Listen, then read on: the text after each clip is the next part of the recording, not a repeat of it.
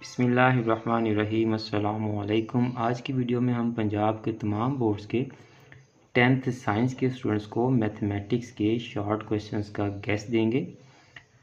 Students, long questions के guess की video already upload हो चुकी है, लिंक डिस्क्रिप्शन में मौजूद है। अगर ये मैं तमाम क्वेश्चंस रीड करूँगा तो आपका इंतहाई कीमती वक्त ज़ाया होगा। मैं आपको एक्सप्लेन कर देता हूँ कि ये टर्म्स क्या हैं। पेज नंबर है जी ये, और ये इंग्लिश मीडियम का पेज नंबर है। एग्जाम्पल 1 है, ई स्टैंड फॉर एग्जाम्पल, और ये एक्सरसाइज नंबर है, क्वेश्चन नंबर है, और आगे पार्ट्स लिखे हैं।